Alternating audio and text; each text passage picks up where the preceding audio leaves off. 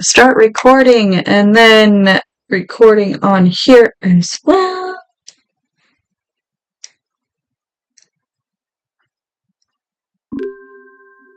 All the pings. Ooh, Discord, are you on quiet mode? No, you are not. And my gosh, my DMs have been blowing up today. I tell you what. I was gone for like 20 minutes and came back to like 38 messages. I'm like, bitches, be quiet. Sorry, we were chatting.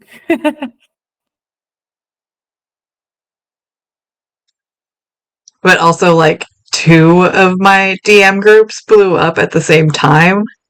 So I was like, inundated.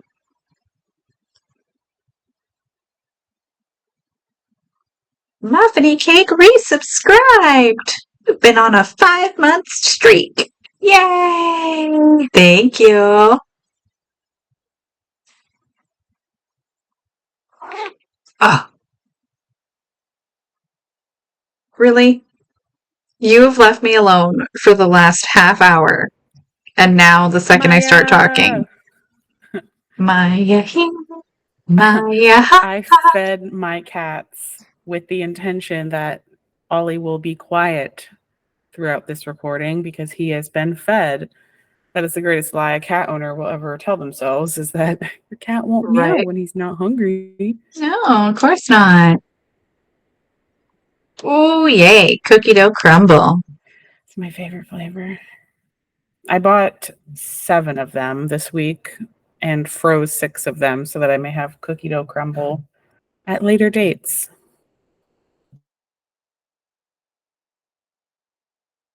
Oh, I'm like fully ready to go. Are you good? Yeah? All right. Then let's start recording. I just did. All right. Ready.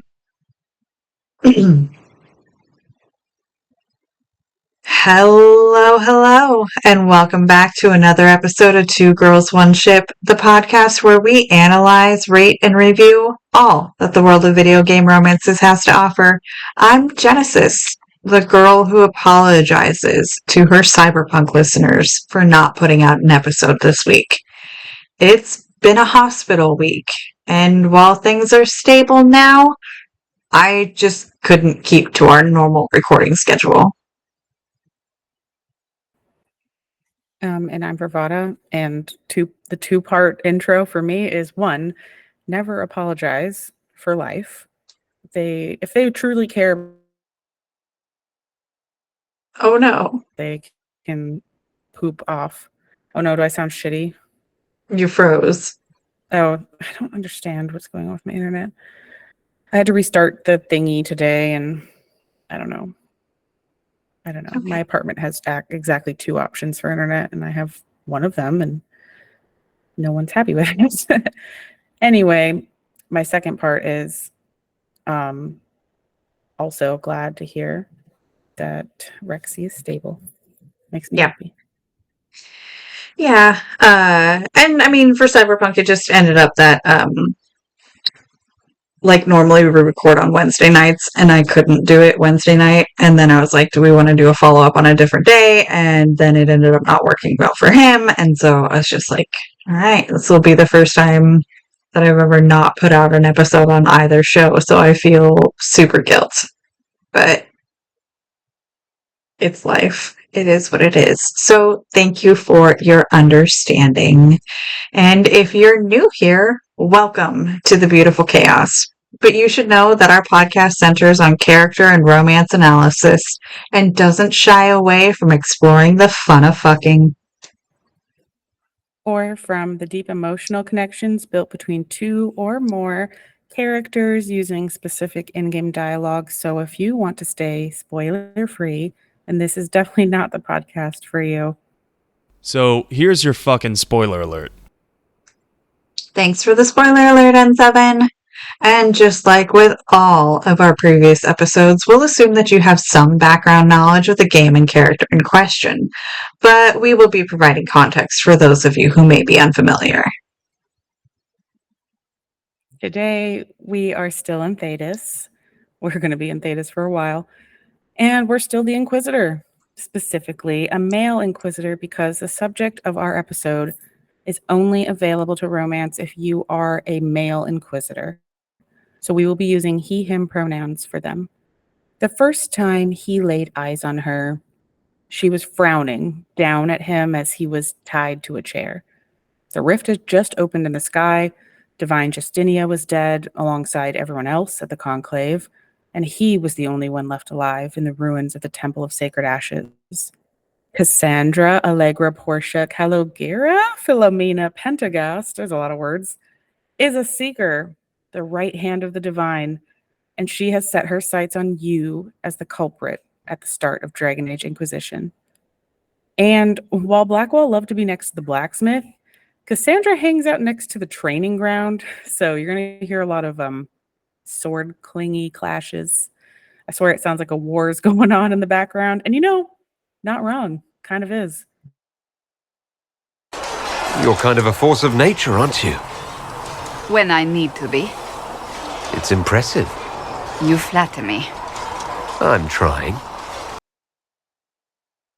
Cassandra was born in 903, or maybe 904 Dragon, in a carriage halfway between Cumberland and Valshavin.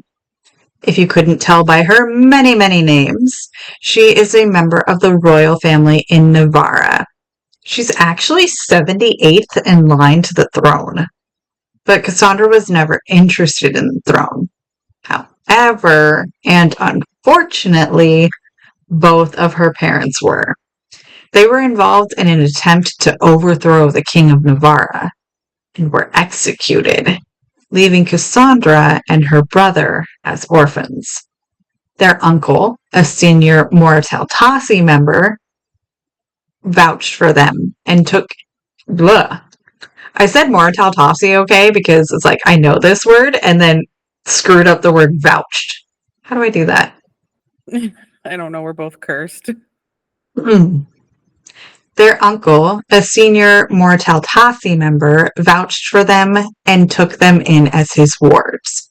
So she grew up in the Grand Necropolis of Navarra. And if you want to see what the necropolis looks like, go watch. What was the show? Oh my god, my brain. Yes. Dragon Age Absolution. Also, I think it's Mortalitassi, like there's an extra syllable in there. I thought it was Mortalitassi. Yeah, there's an I in there. Anyway, they're like not necromancers. They just like are mages with a flair for death. They like to hang around dead people. Okay. Anyway, whatever. We're both gonna mispronounce shit. I still don't even know how to say all of Cassandra's names. Whatever. Long A, short A, I don't know. Our curse. Cassandra. Anyway, Cassandra.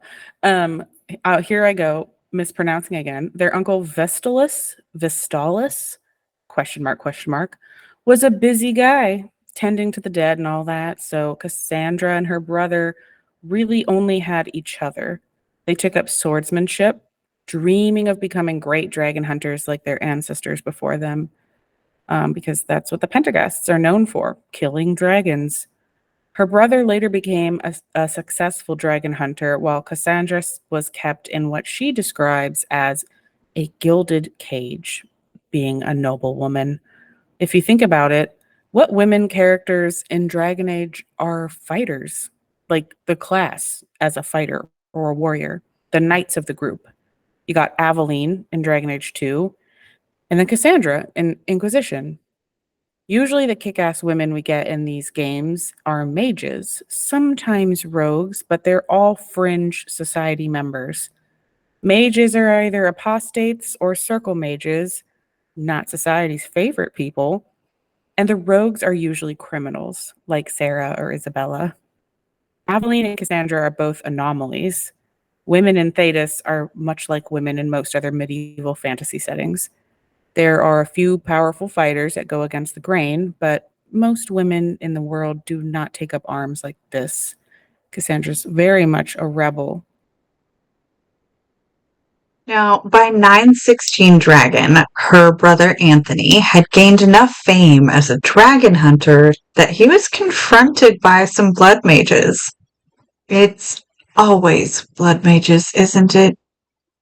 He refused to gather dragon blood for them, and in return, they beheaded him right in front of then 12-year-old Cassandra.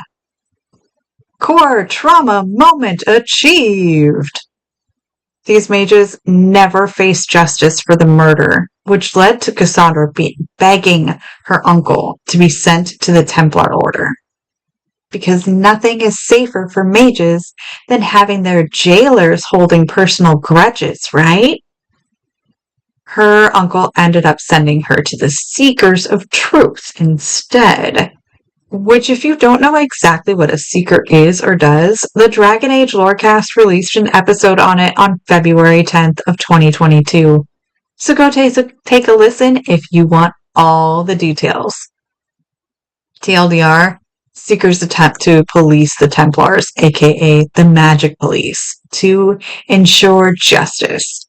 And they are the Chantry's investigators. When the Seekers don't do their jobs properly, Dragon Age 2 happens, aka the Mage Templar War. So Cassandra started her training at the fortress of Montsemad, apprenticed to Seeker Byron, who spent far more time on her religious education rather than her martial one. She was already quite an accomplished swordswoman, and while the focus being on religious studies initially frustrated her, she eventually embraced it and excelled. She's what we call a teacher's pet. She underwent her vigil at age 15, which is apparently the youngest any Seeker in training has done since the Storm Age, which was 2 ages ago in Dragon Age time. We'll talk more about the meaning of the vigil later, but essentially it's like a whole year of fasting, prayer, and separation from all distractions, including other people, to mentally prepare for becoming a Seeker. Cassandra will say that it felt like everything dropped away in her months of meditation, but the truth is a bit darker. Anyway, I'm getting ahead of myself. I'm ADHD brain jumping around. Don't do that. We have the events of the Inquisition to get to. Cassandra is interrogating the future Inquisitor because he's the only one left alive and has a matching rift in their hand to open to as a fuck me. Because he's the only one left alive and has a matching rift in their hand to the one in the sky. So naturally, Cassandra suspects he is the culprit. Obviously, he is innocent, and Cassandra gives him the opportunity to prove it by closing the breach. While he isn't quite able to close it, he does close a rift and stabilizes the breach in the meantime. The figure that appears to them all and says the Inquisitor actually stopped a dark ritual from being completed, despite him having no memory of it, looks a lot like the formerly alive and recently unalived Divine Justinia. This makes Cassandra switch gears, going from suspicious to faithful, believing the Inquisitor was sent by the Maker now. You're delightful, you know that? No, I do not know that. I object. There is nothing delightful about me. I beg to differ. I think I preferred you in the stocks.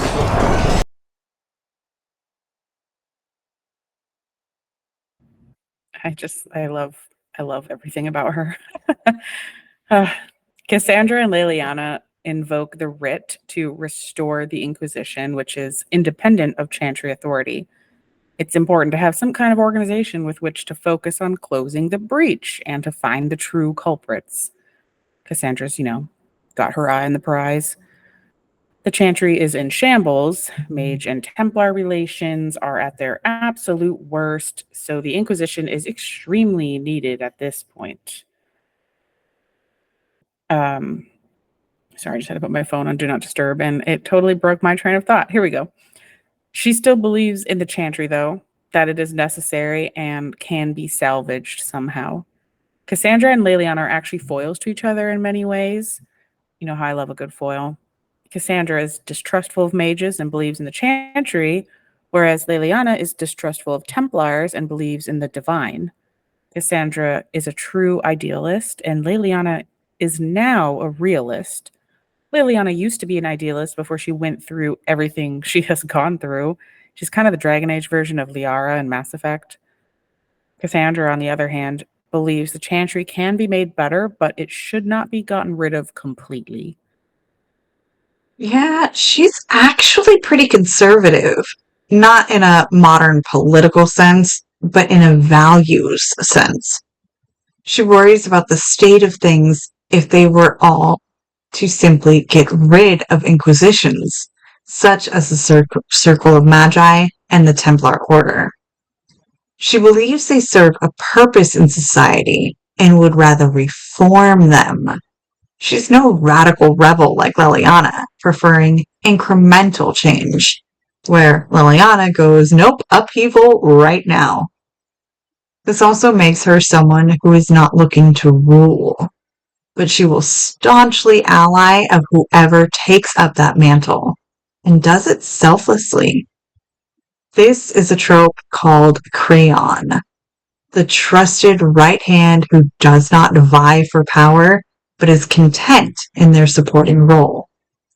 While she seems like the de facto leader of the Inquisition at first, she is more than happy when everyone starts singing about the dawn coming and looking to the player as the new Herald of Andraste. And then we are at Skyhold, finally in power, and we begin our chances at actually romancing this defrosting ice queen, this princess of pragmatism. Oh yeah, by the way, that song, The Dawn Will Come, it is in my top 5 of nerd songs with lyrics. The House of Hope, I See Fire, I Really Want to Stay at Your House, The Edge of Night, The Dawn Will Come. All can be mixed up into any order as my top 5 depending on mood. All of them, fire, love. Same, yeah. Also, honorable mention to Down by the River. Which one is that one? The character creation song in Baldur's Gate 3. Oh, does it have lyrics? Oh, yeah. Look, go listen to Down by the River on the soundtrack. Yeah. Okay, then yes. Right, let's start romancing Cassandra. Good book? I don't know what you're talking about. Wait, are you blushing? What would I have to blush about? You tell me. It's of no interest to you, I'm certain. It's a book. I can see that. It's one of Varric's tales. Swords and Shields, the latest chapter. So you like to read? What's wrong with that? It's frivolous. There are more important things for me to do. That's just her favorite. Nobody asked you, Tevinter. I couldn't finish the last one you lent me. I actually feel dumber for having tried. It's literature. Smutty literature. Whatever you do, don't tell Varric. Maybe I should read that book.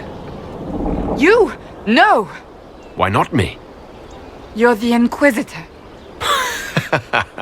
Oh, I see. They're terrible. And magnificent. And this one ends in a cliffhanger. I know Varric is working on the next. He must be. You could ask him to finish it. Command him to... Pretend you don't know this about me. Like the single most amazing moment. Actually, I can't say that because like Iron Bull moments happen in the game, but I love this scene. It's so funny and so cute. Like, I love Dorian's bitchy drive-by commentary. It's so funny. And this scene is the part where Cassandra ceases to be the badass woman that she is. And I see a kindred spirit. She's still badass, let me make that clear. But like, she is more than just this frowning knight. She is a smutty smut slut like me. She specifically loves the fluff stuff, also like me, also called WAFF, WAFF, as in warm and fuzzy feeling. Love it. I think this serves to really humanize Cassandra. She just is not only a stuffy religious knight in shining armor who simultaneously has the best resting bitch face ever, but she also has these adorable hidden depths. She's also one of the least corruptible characters in Dragon Age at large, and yet she slips up here a little bit, trying to use Inquisitor powers to get more smutty literature. Also, for someone who has a history with Varric, I think it's really great to see her revise her opinion on him. She's not so inflexible as to be unwilling or unable to change her mind or realize when she's wrong. If you don't remember, Cassandra was interrogating Varric all throughout the events of Dragon Age 2.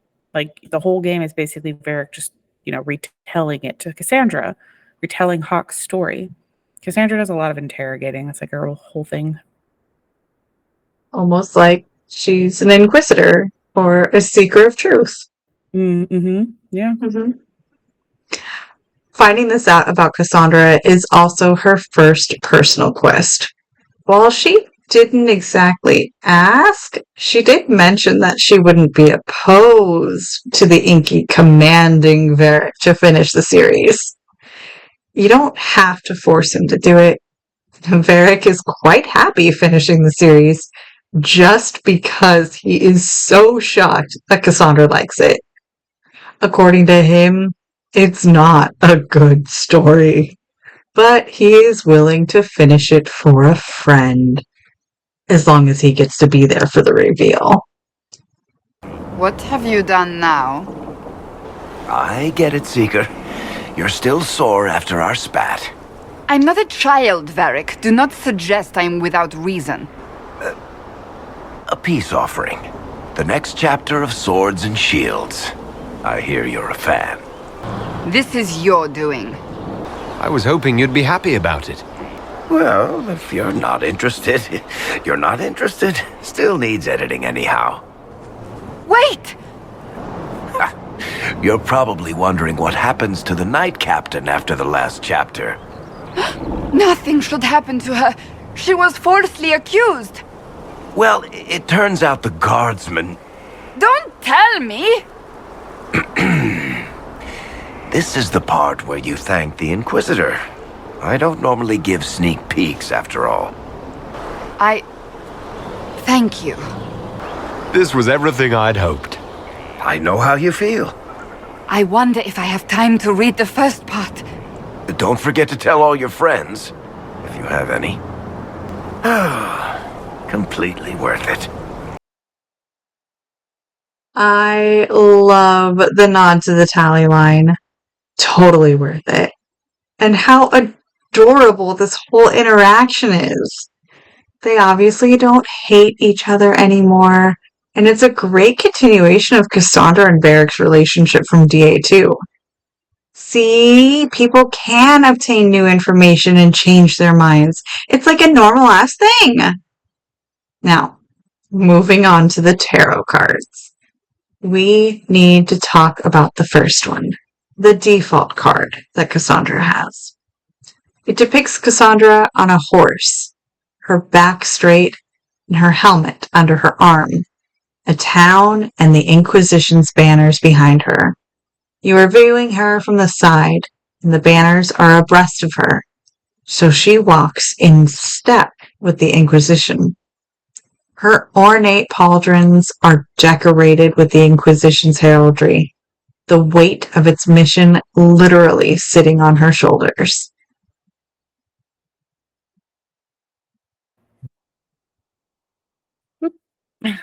This card represents strength in the major arcana, and when it is upright, it indicates a need for patience and calm regardless of the situation at hand.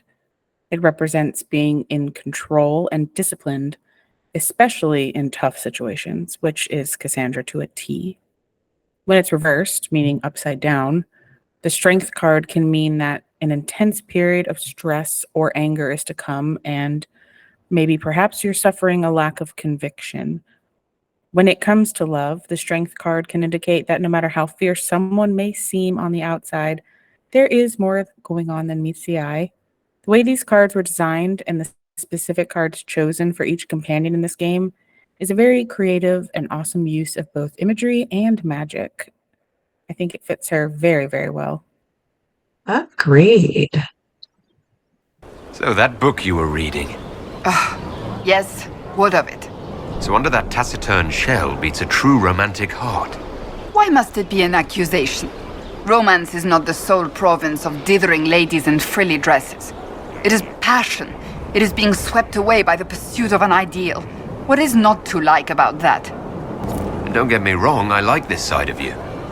I don't swoon. I meant the passion. Oh, well, that's not so bad then. Preach, girl, preach. Oh, I love those lines. Like her card foretells, Cassandra contains multitudes, just like any real person or any well-crafted character. As the game progresses, the Inquisitor sides with the mages, or the Templars. Things happen, blah blah blah, and eventually Varric summons Hawk to Skyhold. This enrages Cassandra because he had told her that he didn't know where Hawk was. That was a lie. She confronts Varric, accusing him of withholding key information at a time of crisis. And, well, she's not wrong. But Varric just wanted to protect his friend, who, in his opinion, was heroed out enough for one lifetime. So he also has a point. Cassandra believed that if Hawk had been at the Conclave, Divine Justinia might have been saved. But Varric shrewdly points out that if Hawk had been there, then they would have just died too. While she didn't get Hawk as her Inquisitor, she doesn't have many complaints over who is the Inquisitor. I may not always agree with your decisions, but how many could do what you have done? You were a prisoner, accused and reviled, yet you've emerged from every trial victorious. The Maker's grace does not make you immortal. You live or die by your own hand. That is worthy of admiration. If I'm guided by anything, it's you. Oh, excellent. The blind leading the blind. I don't think you're blind. Clearly, you haven't been paying attention.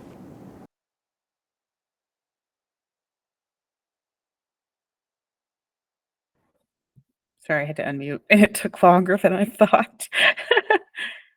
Cassandra can disapprove of the Inquisitor if he expresses too much doubt about the Maker or the Chantry teachings. I mean, no matter what, though, oh gosh, I'm getting ahead of myself. Okay, sorry. She supports Chantry-derived institutions and doesn't like efforts to curtail their power and influence. She distrusts magic at first, and a little bit still eventually, and spirits as well, and will not always like an Inquisitor who makes deals with apostates, demons, or who dabble in other forbidden things. She respects honor, sacrifice, truth, and selflessness. I've heard those before. She at first gets along really well with Blackwall, but then, she doesn't after a certain reveal happens. If she disapproves too much of you, the Inquisitor, you'll eventually find her drunk in the tavern expressing her distaste, but she will always stay in the Inquisition, no matter what. Can't drive her away. She is a loyal bitch.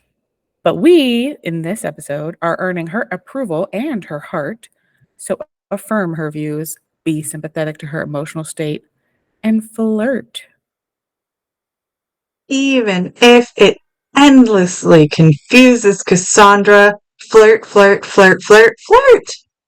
Even if you are a female Inquisitor, you get a lot of flirt options for her.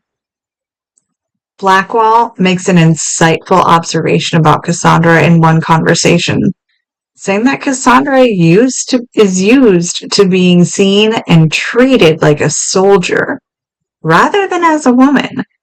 It makes more sense why she might be drawn to such a stereotypical portrayal of romance. Okay, in this next clip, I left an important pause. You will hear Cassandra's armor clank as she leaves, then she slams a door, and poor Inky Boo scratches the back of his head. He then starts to sullenly walk away, and Cassandra calls back out to him. You'll know when you hear it. I was hoping we could speak privately. Are we not? Right. Of course we are. The flirting. With me, I've noticed it. Unless it is my imagination, which is entirely possible. No, it's not your imagination. You cannot court me if that's your intention. It's impossible. Did you just say I can't court you? Yes. What of it? It's just a bit formal. And that is a bad thing? I cannot be properly courted. Is that what you want? No.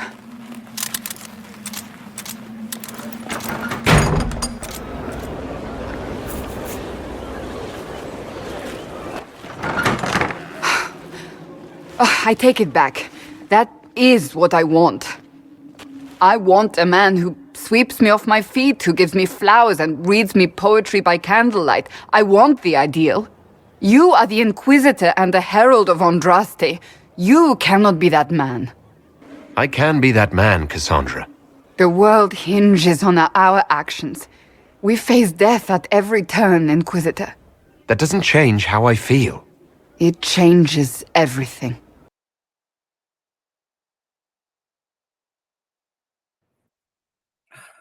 So good.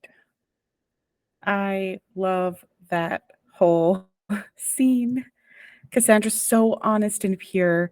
She barely let a second go by after telling her lie about not wanting to be properly courted before admitting that, in fact, it is what she wants. It's something that I adore about her character. Her simple goodness. She's not complicated in the best possible way. In this world of demons or magic, of masked empires and ancient elven gods disguised as your boyfriend, it is beyond refreshing to have someone so trustworthy by your side, romantically or not, but especially in a romantic relationship. She sees a problem, she fixes it. She has no aims for herself other than holding herself to her own impossibly high standard, which she graciously extends to the others in similar positions. This is one reason why she never, ever truly forgives Blackwall for his lie, or all his lies. She thought he was like her, someone who had worked hard and undergone a harrowing of their own in order to protect the innocent and ensure justice in an unjust world. But instead, she saw someone who basically committed stolen valor. It's also why the revelations about what the Seekers have really been doing shakes her faith and her worldview. But before we get to that whole situation, and also the poetry by candlelight bits, let's take a quick mid-break to listen to some fun facts, hear from sponsors of the show, and thank our patrons. Woo! Oh, you know what? Instead of tonight of the Winter Palace Waltz, let's do like warrior training poses. You know, like the fluid dance of swordplay. I don't know. I'm a lover, not a fighter.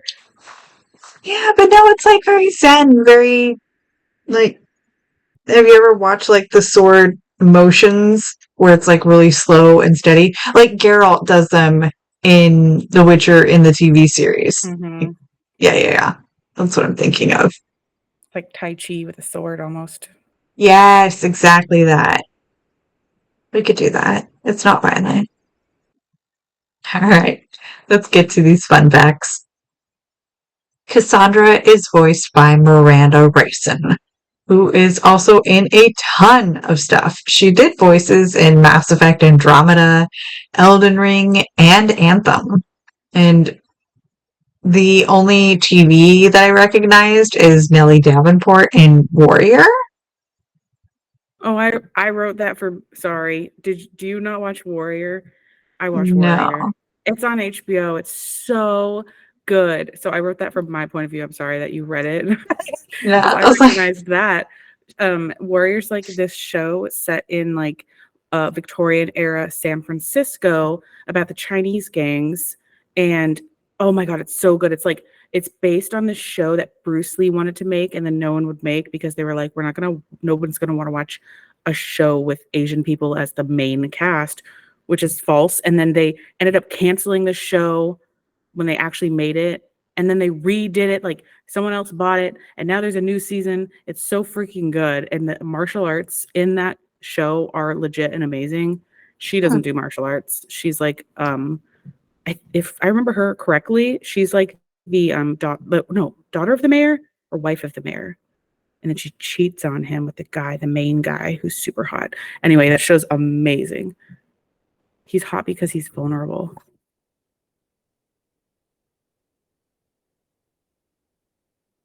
oh no. I'm sorry. My cat almost just like hung himself with my mic cord because he got scared at a noise he heard. Anyway, Mary is a scaredy cat. Oh, also, so next fact is Mary Kirby, formerly of BioWare, also like inventor of Kunari and awesome writer on Dragon Age for the first 3 games, described Cassandra as an extremely crusty baguette, which I loved, and I wanted to put that in here. Which is what? She's got like a hard exterior but is squishy on the inside? Yes, she's a day-old baguette. Still good. Okay. Still good. Given that her birth year is either 903 or 904, that would make her at the youngest about 37 years old. So she's actually one of the oldest companions, which, yes, we stand for that.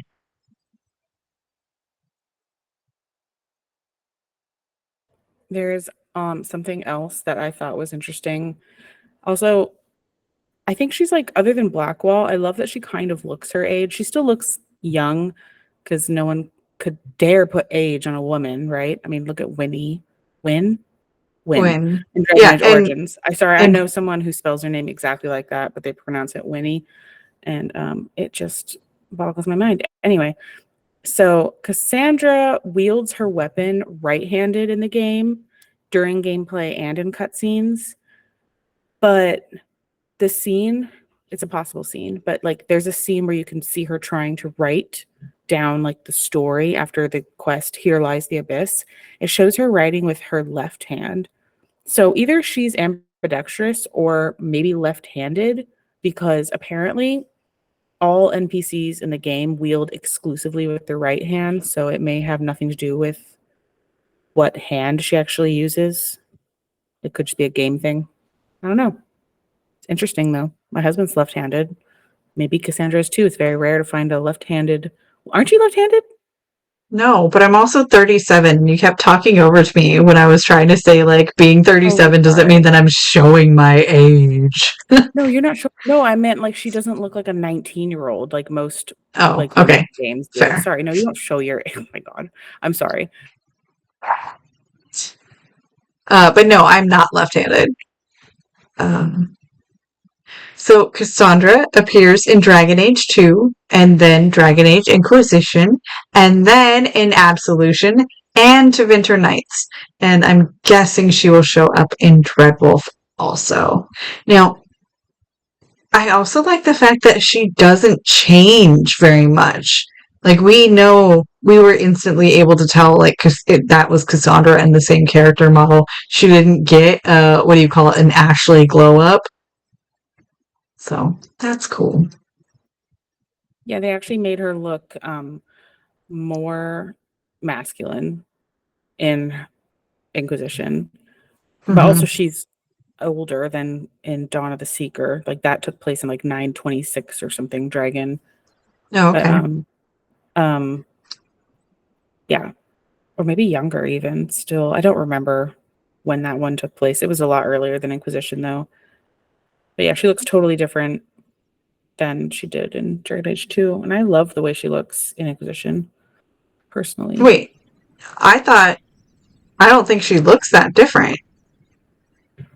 Yeah, she doesn't like, I mean, at least the pictures I saw, because it's been a long time since I actually played Dragon Age 2, she doesn't really have as much visible scarring and she doesn't have as much of a scowl. Like she just looks angrier and like her jawline and her cheekbones are more sharp appearing and like her scars are either non-existent in Dragon Age 2 or way more prevalent in Inquisition, especially that one that goes down her face. So I don't know. And her hair is a little bit different. It's a little bit choppier. It looks a little bit more pixie cut-ish in Dragon Age 2. I don't know. Yeah. Okay. Alrighty. So Oh, middle now of you're the show. excited about Spotify. Did you see? Yeah, I did. I did see that recently we got 3 more ratings. So now we are at 146. Just 4 4 people away from our goal of 150. Oh, 146. Yes. Yes, yes, yes. We also shout out the patrons in the middle of the show. So big love, major thank you, all the hearts to Toasty and Apollo, Becky and Daddy Bat Night, Miss Theos and Muffiny Cake, Mackenzie and Win. Yay, we love you all.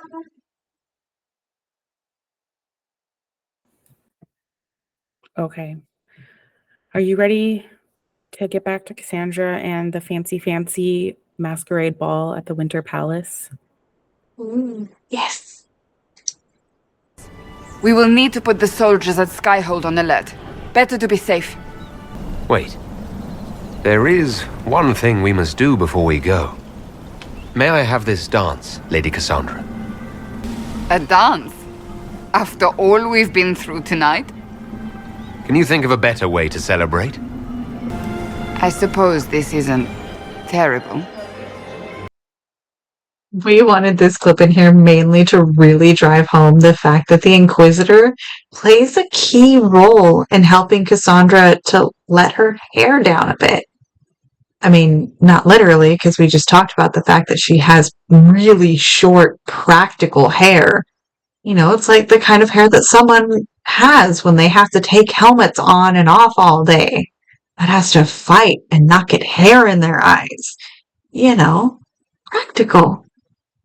But there are a lot of people that see a woman with short hair, masculine hobbies and traits, and a constant scowl, and they say, "Why isn't she a lesbian?" Well, they have a point. People say that they gave Cassandra these traits and made her straight to subvert the trope that all masculine-coded women must be lesbian. But there aren't many butch lesbians portrayed in the media as it is. I mean, other than Boo from Orange is the New Black, can you think of any others? No, I really racked my brain too, but not in like mainstream media, like really popular media.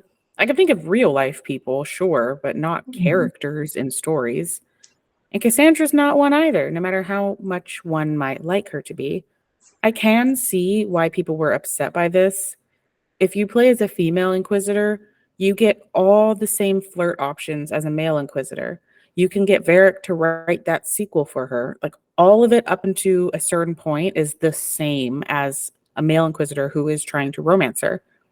And she doesn't immediately shut you down in conversation because of incompatible sexualities like Cullen or other characters will if you flirt with him as a male Inquisitor, for example.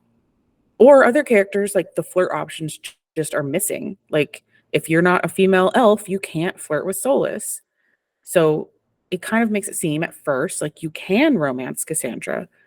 And it doesn't end with like a friendly vibe like Dorian and a flirty female Inquisitor, where the flirting isn't with any aim or motivation. It's just simple fun. Instead, with Cassandra, you get the same approval boosts when you flirt with her, and you get the same cutscene at first that the male Inkies get, where she says she might be imagining that you're flirting with her. And instead of the whole door slam, like, yes, I want to be properly courted bit, she'll say she cannot return your affections. And she makes it very clear that she isn't interested in you because of your position, because of her position, and because you are a woman. Yeah. I like the idea of the subverted trope of like a butch ass woman just being a woman and attracted to whoever she wants to be attracted to. I don't know. I don't want to call it queer baiting, but it is a little bit what it feels like. Like, look at this butch woman. Haha, she's straight. I don't know. On the other hand, though, I don't know if it matters all that much, but David Gator is who wrote her character, and he himself is gay. So it's not like he can't fall into the same trope traps as other people, but it does seem less likely somehow, given that he himself is part of the community, so he would want to subvert those tropes, or maybe just not fall into them. I don't know. I have no idea. Now, on to Cassandra's personal quest. The big one about the secret of the Seekers of Truth. Secret Seekers of Truth. Okay. Cassandra fears that her fellow Seekers have been imprisoned by Corypheus. Turns out that the Seekers were betrayed by their leader, Lord Seeker Lucius Malfoy. Wait, no. Lord Seeker Lucius. He gave them to the Order of the Fiery Promise. Y'all, I can't make up these names, I swear. Ridiculous. The Order of Fiery Promise, so they could be fed red lyrium and implanted with a demon. Red lyrium, fiery promise. Wow. If you've forgotten, the Seekers normally cannot be possessed and do not use lyrium to fight like the Templars do. So they have a natural resistance to the red lyrium. So this whole thing sucks for Cassandra.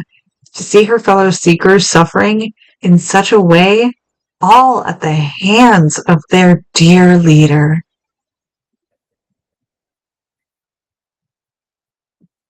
Sorry, I was checking my Audacity.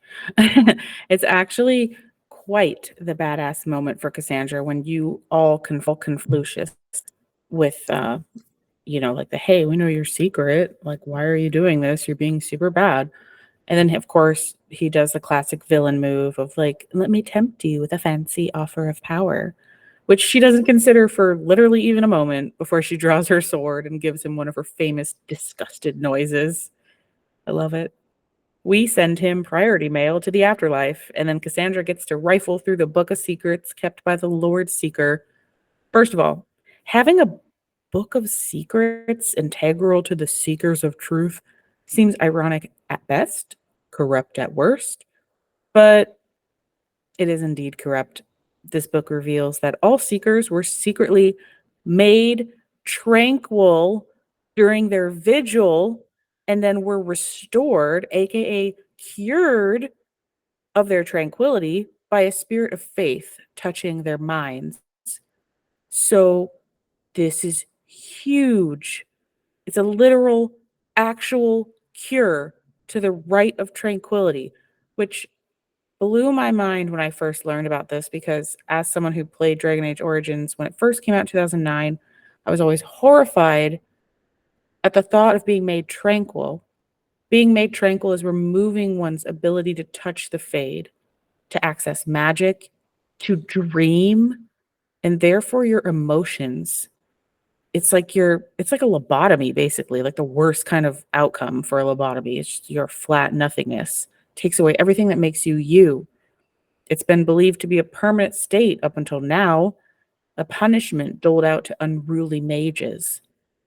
I was left reeling. Cassandra's left reeling, wondering if she should even bother trying to reform the Seekers, seeing as she pretty much is the last one standing right now. I thought to rebuild the Seekers once victory was ours. Now I'm not certain it deserves to be rebuilt. You said there was more in the book. At some point, power becomes its own master. We cast aside ideals in favor of expedience, and tell ourselves it was all necessary for the people. Will that happen to us, Inquisitor? Will we repeat history? Some people might view this as an example of how her faith is shaken and therefore weak. But it is a necessary thing to be faithful and suspicious. To not question and believe blindly, it's not true faith. It's an obsession. It's a cult behavior. As a wise woman once said, her faith is tested and challenged, but it never waffles and never wavers. Cassandra is practically a divine saint with how good she is, and how bothered she is by the injustice and wrongness plaguing her world. She plans to have all the remaining Seekers read the Book of Secrets together for transparency, and to establish a new charter that will be devoted to doing the Maker's work.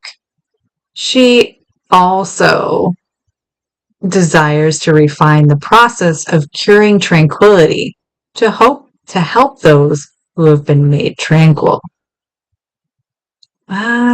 Which is kind of big for her, considering that she's never been over fond of mages.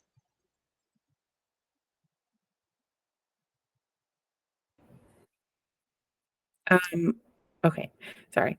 Cassandra is just simply someone to look up to. A true knight in shining armor. After her big discovery about the Seekers, Solus says something about her. Once again, I have to bring up Solus. He says something about her that I really, really adore. And I also adore the amount of respect he has for her. It doesn't start out that way, but he sure is a fangirl of Cassandra after the game progresses. That's saying a lot, coming from a bitter, ancient being who has watched humanity for centuries and has been mostly disappointed. Cassandra feels that the vigil was just a trick, a ritual no different than the harrowing, rather than the gift from the Maker she thought it was. He replies, this is a quote, "Do you know how rare spirits of faith are? How difficult it is to draw them to this world? You should be proud, having accomplished something so remarkable, not ashamed it was not what you thought. Your faith does you credit, Cassandra. I hope your Maker is worthy." That is exceedingly high praise, and it really captures my feelings on her as well. I don't know if the Maker is worthy of her devotion. Okay. I almost see your soulless thing when he says lines like that. I'll give you that. He can be so sweet and also so awful. He Yeah. contains multitudes like we all do. Yes. Yes. Now, as the Inquisitor, you'll have to earn your worth for her devotion too. In order to culminate this romance, you need to get 3 things.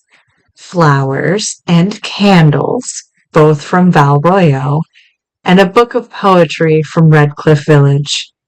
Once you do that, you can invite Cassandra to an evening of proper courting and wooing in a peaceful glade just outside of Skyhold. On aching branch do blossoms grow, the wind a hallowed breath. It carries the scent of honeysuckle, sweet as the lover's kiss. It brings the promise of more tomorrows, of sighs and whispered bliss. You can't be serious. As I recall, your list was very specific. And that is the poem you chose? What's wrong with it? Carmenum de Amatus. I thought this one was banned. His lips on mine speak words not voiced, a prayer, which travels down my spine like flames that shatter night. His eyes reflect the heaven stars, the Maker's light. My body opens, filled and blessed, my spirit there. Not merely housed in flesh, but brought to life. Shall we read another? They will say one of two things about me. That I stood at the Inquisitor's side, his protector and his lover. That it was meant to be. Or they will say I was led from the path of faith by the wiles of a madman. I don't care what they say. What do you believe? I believe you are a faithful man. I believe you are part of the Maker's plan. Beyond that, I believe only that you are capable of anything. And it frightens me. I have never known anything like it. I've been with only one other man in my life. A mage, with whom I adventured when I was still very young. He died at the Conclave. I will not let Corypheus win. I will not let him take you from me. I love you. Here, tonight. I believe you.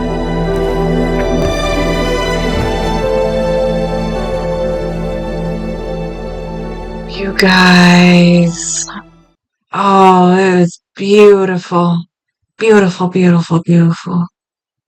This scene is all about the pregame, the wooing, and the romance, not the sex. We do see them do one roll in the grass, getting prepared for things to come next. But that's all. But the paso doble, the cat and mouse dance, walking together and then apart while reading the poetry in those sultry as fuck tones. That is their sex. That is their foreplay.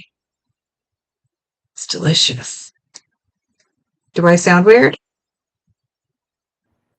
That's why I asked everybody, because you sound weird to me, like choppy, but no one else has said anything, so it's probably just me and my luck. Okay, I did the thing. Did that fix it? No. You sounded fine before, it just all of a sudden started, so it could just be me. But I wasn't sure if you messed with anything before, but no one's No. said, so I think it's just me, and it's fine. It's okay. I'll deal I with it. mean, I can hold on. Let's see. Then apart while reading the poetry in those sultry. No, I think I sounded fine, at least on the recording. So, Oh, that's good. It sounded bad to me too, but I think it's just me. If it sounds good to you, that's fine. That's what matters. Sorry to ruin the moment, the really romantic moment. do you want to leave and come back and see if that helps? Just because we've still got a lot to talk about, and so I don't want to be shitty audio quality for you. No, it's okay. It might come back. 'Cause like I said, you were fine up until now. I don't know what happened. But oh shit, I'm gonna have to plug my laptop in. We better hurry. Okay. Back to Cassandra. Okay. Cassandra's romance tarot card is that of Temperance. That is its equivalent in the major arcana. Something unique about Cassandra's tarot cards is that they don't change unless you romance her or she becomes the divine at the end of the game. If neither of those things happen, her strength card, her default card, remains the whole time. I think this is a little nod to Cassandra as a person. She isn't influenceable, really. She knows what's right. She knows who she is. And she's just there to see this mission through and support you as Inquisitor. That's why it's interesting that her romance card is Temperance. Temperance means moderation or self-restraint. Just not something you would normally associate with romantic love, especially during a war in a video game. They're usually quite passionate, and this seems quite passionate. I think it means that Cassandra is balancing her single-mindedness and aggressive tendencies towards going after a goal to allow the Inquisitor in. In blacksmithing, to temper steel or another alloy is to make it tougher by making it more flexible rather than rigid and inflexible. Now, Cassandra's card visibly is her standing in front of a blue and red background. Two opposite colors on the spectrum, and she is in between them, renegade or paragon. In her right hand is a fine goblet, pointed down and pouring out a blue liquid that looks like water. Her right hand is raised and held in a way that suggests she is holding something red, and it is dripping out from between her fingers. Her face is soft and her expression is vulnerable. It looks like she has found a way to channel both her desires, both her duty to the Inquisition and Theodos, and also her dream of being properly courted. She has two hands, after all, and a heart big enough for it all. It didn't work, but I tried. Okay. So here we are fast forwarding through the end game because we have to talk more about this character, and it's already getting long because Cassandra.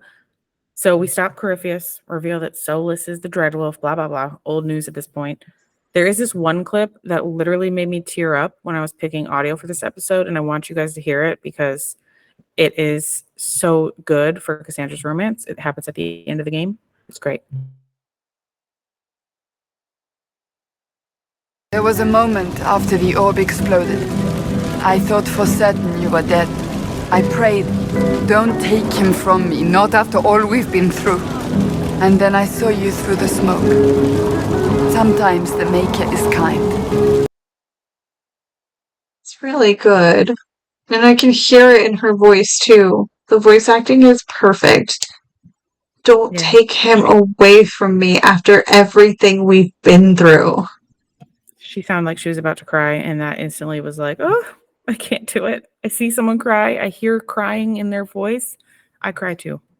Oh. Yeah. Okay. So that pretty much wraps it up. We've got one more clip after we make our decisions on the Trespasser DLC. If you make Cassandra the new divine, it is a peaceful time, and she has been able to rebuild trust in the Chantry and enact the changes it desperately needed. Yay. But if she isn't the new divine, she upheld her promises to rebuild the Seekers and tell them all the truth about the Vigil. If Leliana is divine, Cassandra is happy. But if Vivienne becomes divine, she eventually leaves the Seekers because Vivienne is only ever out for herself. And Cassandra hates that type of behavior. We like to say it is Cassandra's viewpoint that Vivienne is only out for herself. But that's up to interpretation. This last clip that we are going to play is about marriage. It happens when Cassandra is divine and you have romanced her throughout the rest of the game, and is just the final little wrap, the final bow on the present that is this romance. I have to know this is not simply a way for you to mend what you believe broken. Broken? What's broken? You and me? I'm talking about marriage. Marriage? Yes, marriage. You are here to propose, are you not? You're not here to propose. I am going to kill Varric. Why do I believe everything he says? Why? Now that you've brought it up, maybe we should get married. I love you. I will always love you. But I am divine, and we know it can never be. What comes next will not be easy for either of us, but you do not have to fight for me. I am not going anywhere, not even if the Maker himself tries to stop me. Believe that. That is all I meant to say. Oh, love that. Love that.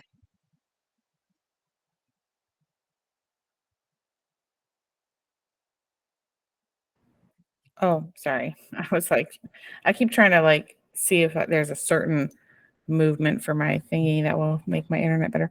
Anyway, okay. So yes, love that whole thing. Obviously, that clip was if she was divine. If she isn't divine, she'll say something really similar, like, "Oh yeah, maybe someday we can get married." But like, at least she offers the possibility. But you don't get to marry her in game like you can Sarah or Cullen. Is that the only two people you can marry? I think it's just Sarah and Cullen. You do like a commitment. You can with Bull also. He says that okay. as soon as, yeah, he agrees to marry you. Well, lucky you guys. Anyway, that's where we would normally end our episode. But tonight we have a special guest, which is why I know we're going to talk way more. But it's going to be great. I can't wait. Yes. We do. We have a very hello. Yay. Miss Shelby, Miss She-Cup. Of course we had to get you in on this Cassandra episode. Yes. So glad to be here. I'm pretty sure you requested to be here all the way back in like year one Origins. Oh, yeah. Like it was so long ago. I was like, when y'all get to this, like I know it'll be years, but like it has to be me. Oh, well, welcome back. You've been on quite a few episodes already, both as like a guest and a patron and a consultant for our Dragon Age wrap-ups. Yeah. Oh, sorry. That is my bad. There we go. I'm like trying to multitask and do a whole bunch of different other little things around here. Okay. I don't think that we really need to get into your love of Dragon Age because, well, you have a whole damn podcast about it. So we know that you love the game. But what about specifically Cassandra?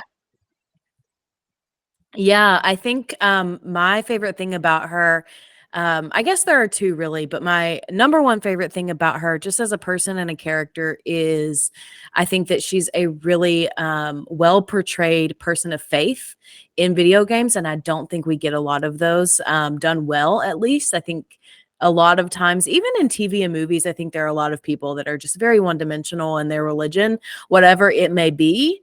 And I don't think that she is one dimensional at all. And so I think that her faith, the way it's written, is really well done. I think that they took a lot of care with her struggle and her questioning and her doubt throughout the game. I think that that is, one of the number one reasons I love her. But more than that, I think the other reason I love her is because she's such a great example of a strong woman who does not feel the need to, I mean, I guess she does hide a little bit, the things that she loves about romance and femininity and passion, but not from the person that she loves the most. Like she's very open and honest with the Inquisitor about, I want to be wooed. I want to be romanced. I want to be wined and dined. She's very open about that. And I also don't think we get that very often, especially from strong female characters who may be a little bit more masculine presenting. That is a really valid point about like the religious characters, unless you are playing, in like a D&D based game where you're a cleric and your faith actually is the thing that literally gives you power. The only Mass Effect does religion okay, because we have Ashley, who is some form of earthborn religion that believes in a god. We don't know exactly which one. And then like Thane and his religion, that one's done really well as well. But for somebody who actually goes through a crisis of faith, that I don't think I've really seen anywhere else where it's done really, really well. Yeah, and I also love Thane too. So, maybe I do have a type. So just because when I was listening to these dialogues, there was the line that Cassandra said that was like, is this a Thane nod? Because, Femshep in the romance culmination scene for Thane goes, be alive with me tonight. And when she says here tonight, I believe you. I don't know. There was just the way that both of those lines it hit me the same way. Yeah, I see that. I definitely see that. And I mean, they're very different characters, but I do think they have some commonalities too. So we discussed a lot about Cassandra today. Did you learn anything new? I mean, I wouldn't necessarily say I learned a lot new, but I will say that I always love y'all's interpretation of the tarot cards. I don't know anything about tarot at all, and so I definitely learned, what is the name of her card, and just all of that stuff. I didn't know anything about that, and I really loved Bravada, your interpretation of temperance and how it's not necessarily like her walking this middle road, but rather her allowing herself to be changed by her lover. I really appreciated that.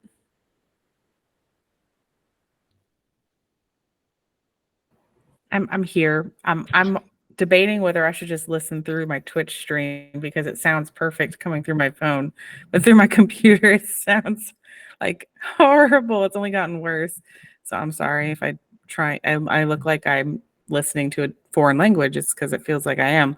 But actually, that's why I was excited for you to come on, Shelby, because specifically for the religious aspect, because you're like educated in, what was your degree in again? Yeah, I have a master of divinity degree, which is a graduate degree in religion. So I know some things. Yeah, and that's a huge, that is the biggest part of Cassandra, I feel like. And so, we've talked, I don't even remember when we talked about this. I think it was on the Dragon Age Lorecast. For the Chantry, yeah, I was on for one of the Chantry episodes. I think it was the Arlesian Chantry episode. Mm-hmm. Yeah, and because it's very similar to the Catholic Church, which I grew up in, and I have a fondness for Catholicism, even though I am not a practicing Catholic anymore. But I really loved that aspect about Cassandra because she is, in my mind, like I hate to use the term ideal, but like I don't know of a better term right now. Like the ideal Christian in a way. Like, and she's in Drosten, right? But like she literally lives the good values of her faith in a way that you just do not see other people. Because in Dragon Age in general, the Chantry is always painted in such a negative light because they're constantly doing bad things. Like every game has some Templar mage issue, and those are both Chantry run organizations. And I'm not sure if you guys talked about this already. I'm sorry, I kind of had to hang up and come back in. But like, and Cassandra's like the one figure we have that's like the closest to Andraste that you can get to. And so I also love that she's just such a big character. I really hope she's in Dreadwolf somehow too. And so, I don't know where I'm going with this. It's just, I really loved to see it, because you don't get to see positive portrayals of faith in a lot of media. It's usually like how it leads you down a dark path or the dark secrets, especially with Catholic stuff. Like you got Midnight Mass on Netflix. It's like, oh, great, they're vampires. Like you never get anything good. So it's really, I just love Cassandra. She walks the walk. I agree with that totally. And I also think even when we just stick to Dragon Age, like we have so many examples of shitty religious people. Like, okay, can we talk about Sister Patrice? Like, okay, she's just out here manipulating people to start a war. Great. And then we have like Grand Cleric Elthina, who literally refuses to take a side, and so it starts a war. Like, so we don't have great examples to go on for religious people in Dragon Age. Wasn't it also a high cleric or a sister who locked Sten up of no crime because he didn't actually do anything? Yeah, they just well, he does murder people, but I don't remember if they actually knew or had evidence that he committed that crime. I don't Okay. remember. But yes, so he actually did break the law. Oh, okay. Yeah. It's murder. That's It's also fine. Oh, sorry. Sorry, Jen. It's hard to hear where the gap is because there's like gaps every I don't know. I wish you guys could hear how it sounds for me because it is disgusting. Anyway, that's actually another part I love about Cassandra's, like the very first thing, other than her interrogating you and being like, you killed the divine immediately. She's like, the first time you see her point that energy at someone else, it's someone in the chantry that you would think she's like going to defer to chantry authority and stuff, and like part of that's just being a seeker, like that's her whole job, but she is like the only seeker we ever see doing her job, like the actual role of the seeker. And I think, I don't know, I love to see characters stand up to authority, even if she is representing that authority. She's going to hold everyone accountable no matter who they are and what they're doing and where they are. And it's just so admirable. Like I love Cassandra so much. Even though I couldn't romance her, she was my best friend by the end of my game.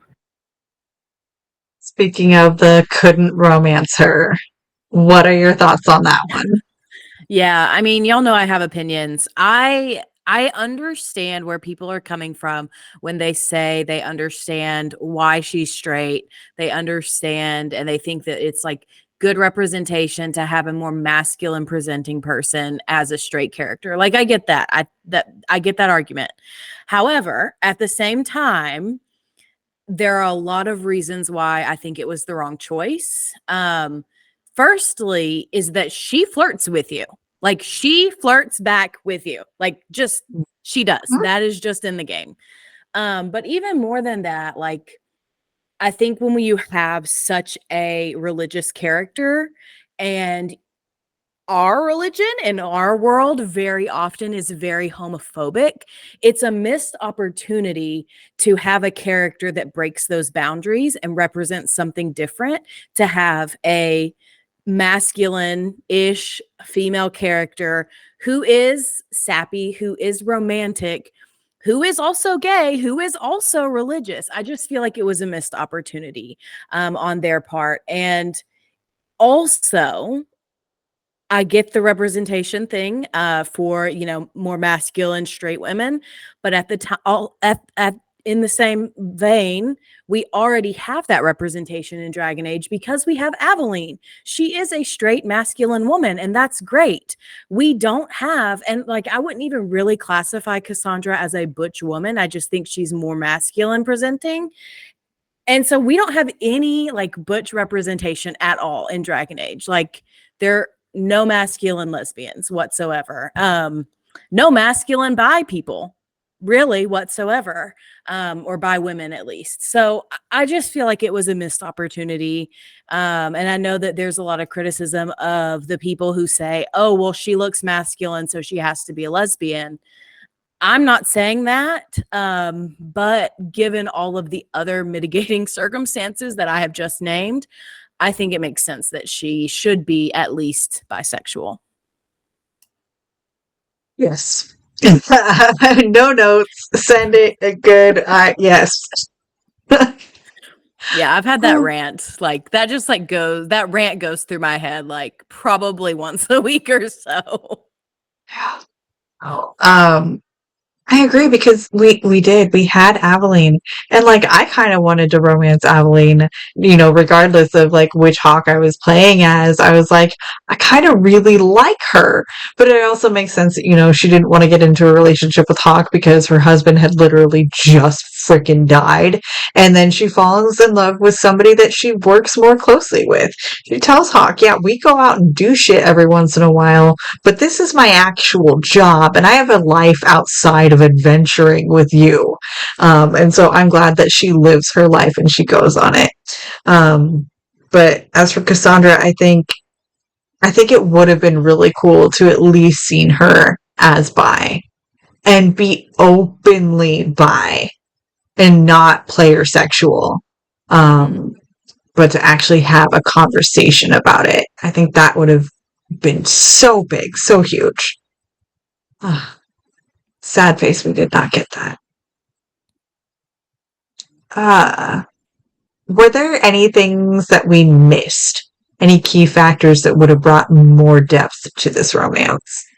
Yeah, I just have one thing, and I think it comes from something a lot of people miss, which is the Dawn of the Seeker movie, which is an animated movie. I don't remember what year it was released in, but it's about her story. And y'all mentioned it, but in the movie, she has a relationship with a mage, as you mentioned. But if you look a little bit more closely at the relationship she has with him, I think his name is Galleon. She's so closed off at first, and for a long time with him, she's so closed off, so much that they like barely even have a relationship. And she obviously very much is so skeptical of magic at that time, more than she is in Inquisition. And I just think it's really interesting to compare that relationship with the relationship she has with the Inquisitor, because when you're introduced to her and you've only seen her in Inquisition, it's like, oh, she is so closed off. She is like not willing to open up and be open about who she is at all. But when you compare her to her relationship in Dawn of the Seeker, it's like, oh, wow, she's opening up so much faster this time around. So I just think that's a fun little bit of character development. Okay. Yep. I know that we said the name, but didn't actually go into anything that happened in the movie. I haven't watched that one. I did watch Absolution though. It's good. It's okay. Like I like it because it has Cassandra in it.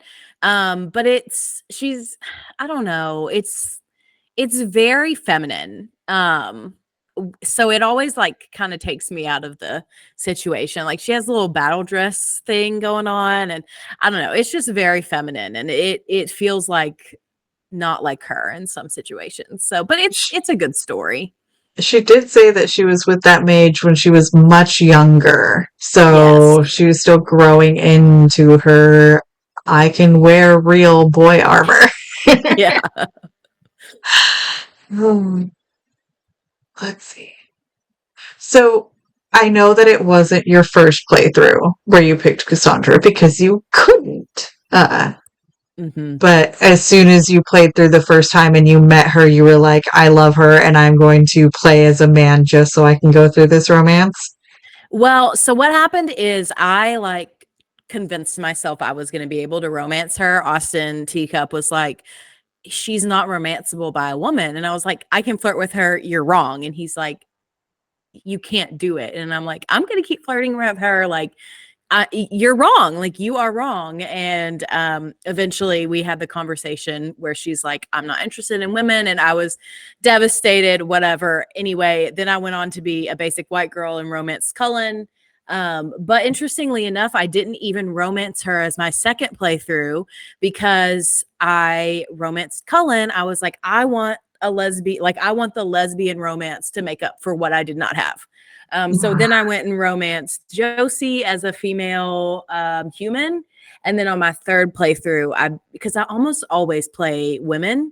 And so on my third playthrough, I switched to play a man and romance her fully, which actually has been one of my favorite playthroughs. So I don't know what my canon is anymore because I've just romanced all of them and I don't even know. But I love her romance. It's just so good. So that's kind of my journey. Yeah. Oh, that's a lot of playthroughs. Yeah.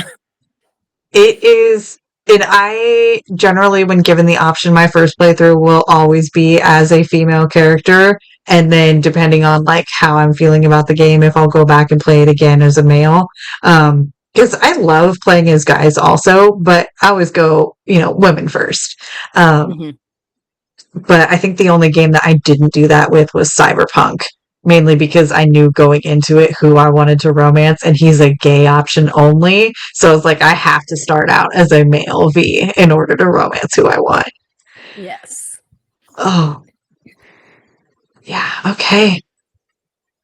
Do you Of course, you feel... guys are- Oh, sorry. I was going to say, of course, when it's finally almost over, I can hear you guys. I literally, after a while, couldn't hear anything. So I just was listening on Twitch to the wonderful Shelby rant and everything. It's great. But yeah. So, sorry. I haven't been very active in today's interview because I don't know what happened.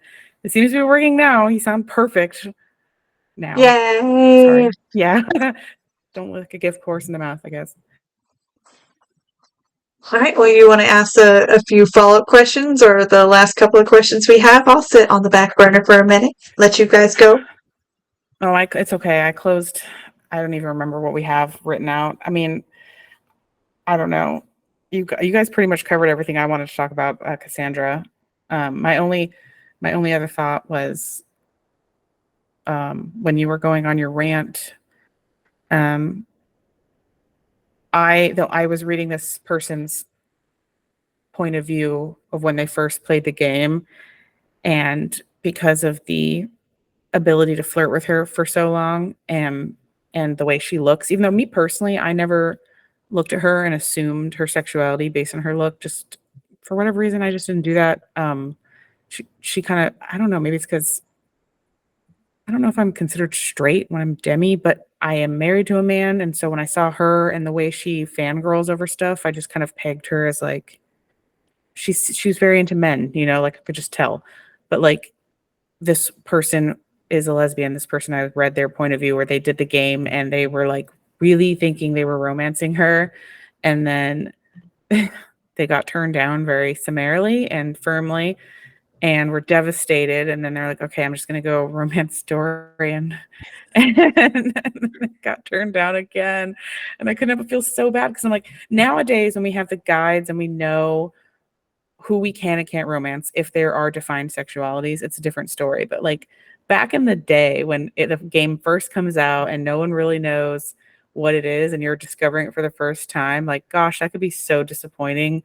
And as much as I understand that disappointment, and I think they need to have there, I think even though we've had a whole episode about how we prefer defined sexualities overall, at least the people we talk to, there's a lot of players that really just want player sexual across the board. That's why Baldur's Gate's doing so well, I think, right now.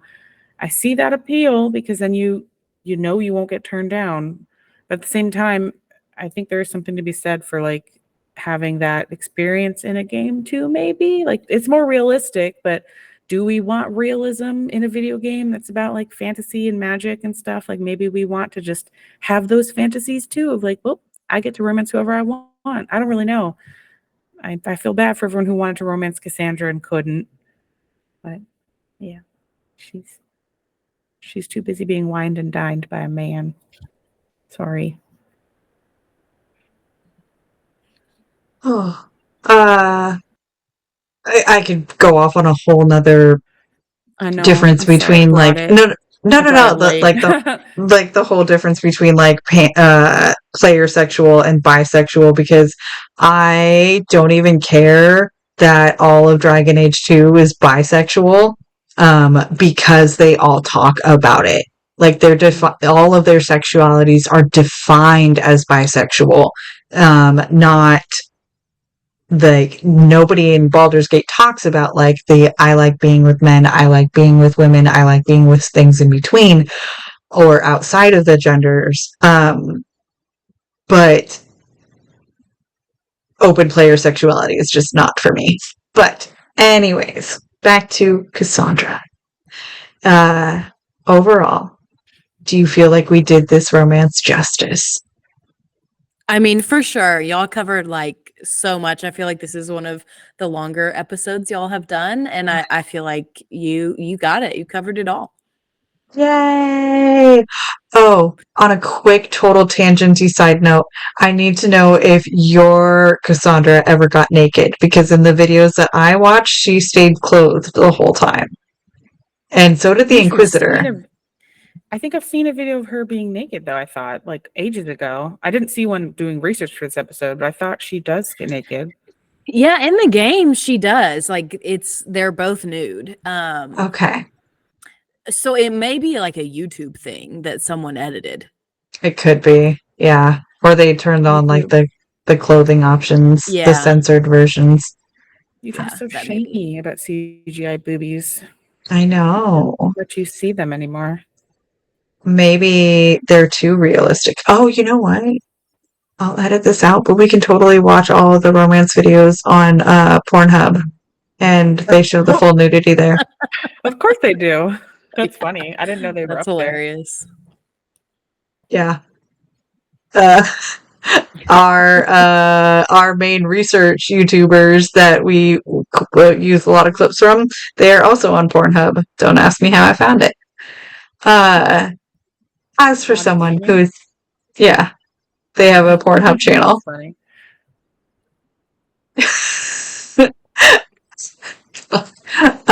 As someone who has done multiple full playthroughs, what makes you come back each time? Yeah, well, my first primary motivation for coming back and doing new playthroughs is so that I can do all the romances. And then I do them like I want to do the same romance with like a different gender when that's applicable, or like a different race when you can do that, just for the role play. But also, I don't know, usually I kind of have like a theme for my Inquisitor, especially like I played like a douchey chantry bro one time. And that was like that was how I made my dialogue choices, which I found very fun. Like just kind of like an asshole frat guy. Coincidentally, he was also the one that romanced Cassandra. So it was just a fun time. Was had by all. So I kind of have like themes for my different characters that keep me on my toes a little bit. Oh yeah, role-playing in the role-playing game. I fully agree with that. Because yeah, sometimes, and especially somebody who mainly plays as female characters, when you switch to a male character, you bring a different attitude with it. Yes. Yeah. Like, well, the first time I ran with a broshep, I was like, this is going to be my renegade run. I have a dick, I'm going to be a dick. Yes. That's perfect. All right, before we wrap up the show tonight, what are all of the things that you shout out and plug? Yeah, so we, me and Teacup, my husband, we do currently 2 podcasts together. So if you don't know us, you should check out the Dragon Age Lorecast and the Assassin's Creed Lorecast. Those are our 2 shows. We're all over Discord in the 2 Girls server. We have our own server called the Cup server, and we're in Robots server as well. So check us out if you are interested. Yes, the Cups Podcasting and More is one of the best Discord servers out there. I love it. I am in there trolling, or not trolling, but I hide and I lurk a lot, but I'm there looking at everything. And if you like, yes. Sorry. If you like what you are hearing, please be sure to leave a review on iTunes or on Spotify and subscribe wherever you listen to podcasts. You can now find me on the Cyberpunk Lorecast with my co-host Toasty, where we explore the foundations of the past, the state of Night City today, and the news of the future for all things cyberpunk. And of course, in our own 2 Girls Of course, in our own 2 Girls, 1 Ship channel on the Robots Radio Discord. And come give us a follow on all the social medias and on patreon.com/2Girls1Ship. Our theme music was composed by the ever-talented Pipeman Studios, and our artwork was designed by the esteemed Let's Not. Links to those are in the description. I am on the Robots Radio Discord, as well as our own 2 Girls, 1 Ship Discord server, where we nerd out on all our favorite CGI significant others. Be sure to check out our live streams like you're doing right now, people in the chat. On Fridays on Twitch at 10:30 p.m. Eastern Time, 7:30 p.m. Pacific Time. Our podcast episodes release on Mondays because you need at least one good thing on a Monday, especially in this economy. So thanks for listening. And remember, Beauty is in the eye of the controller. yay! Yay. Oh my god, my laptop is hanging on for dear life. It's at 10% battery. Oh my gosh. You were Woo, I like like to live dangerously. living on the edge. Yeah. It was fully charged when we started, but every desk I have, like my work computer takes up all the outlets. So I just I don't know if I should sit at a couch or something to do this.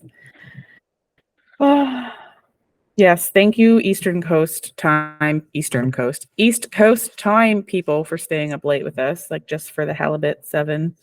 I used to be Central Time, and I know she kept Central Time, so it's late. It is. My sister's probably fallen asleep because she never said bye, but I haven't seen her chat in a while. She And probably she's on the fell East asleep. Coast. I think she fell asleep. Oh, But yes, thank you. Hopefully we catch you again. I know it's late for you guys. I don't think we could ever move it up earlier though. It's early on the Yeah. Pacific Coast.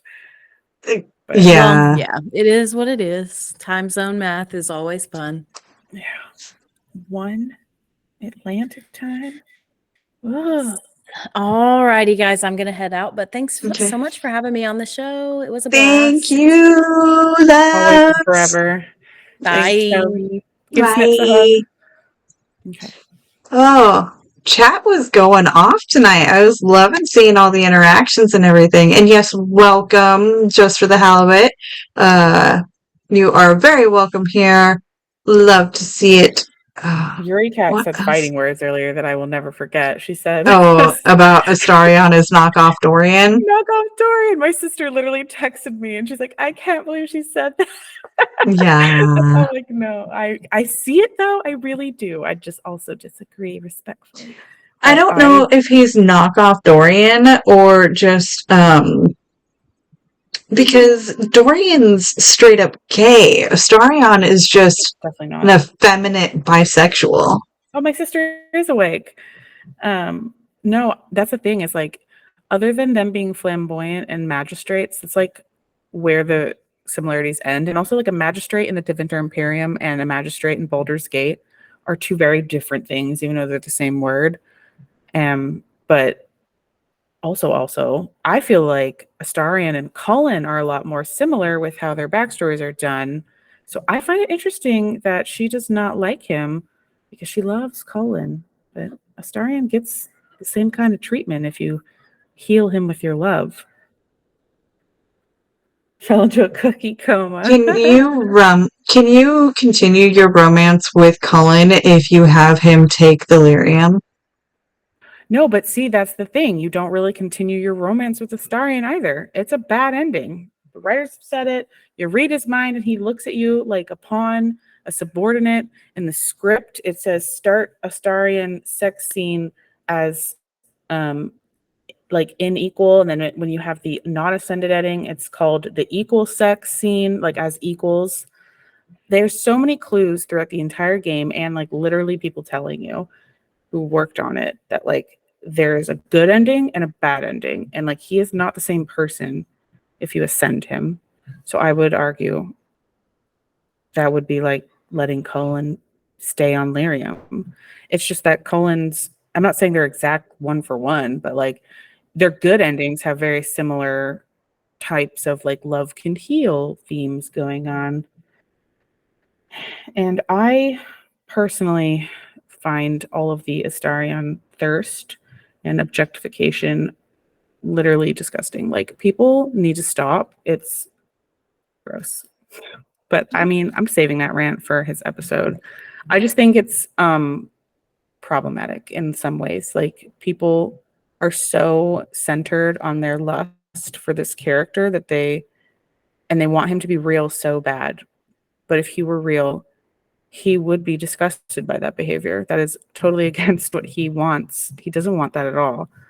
And I think it's interesting. It's just an interesting like social moment, I guess, with how people treat romance options in video games, and like, how far do you take it? Do you Yeah. see it? You know what I mean? Like, for me in my playthrough, I didn't get any romances with him because Shadowheart ninja'd me in Act 1, and then because I was like, yeah, I'd like to get to know you more. And so, a blind playthrough, I didn't look at anything on how to actually romance these people, and I was like, maybe I'll romance her. And I thought that if I flirted with everybody at the party, I would end up like making a choice at the end, and it didn't work out that way, and I got Shadowheart. It's fine, whatever. Act 2, I got screwed over by like other cutscenes taking priority, and then by Act 3, it just, since I didn't have him in Act 1 or Act 2, I just didn't get his scene at all. We were really good friends by the end of it, and I was like, I still want to see what this looks like. I want to ascend you so that way you can still live free out in the sun where you belong, my sweet boy. But I think it definitely hits different depending on romanced or not. I think, if you don't romance him or romance him, either way, ascending him is a bad move. But also, there's more than one way to walk in the sun in Dungeons and Dragons. So I will just find him one of those little walk in the sun rings and pop that baby on there. And then he can stay who he is rather than become what he has feared his entire immortal life up to this point. Yeah. I do not like that ending at all. But like I Oh, said, your Daywalker ring is going to be your wedding ring. It shall. Yes. I absolutely adore his progression as a character. Yeah. All of these characters, Dragon Age Inquisition does them real well too. As we keep going with the years, they keep getting more fleshed out and more content. So we get more to obsess over, and it's great. And I can't wait. All right. I want Dreadwolf.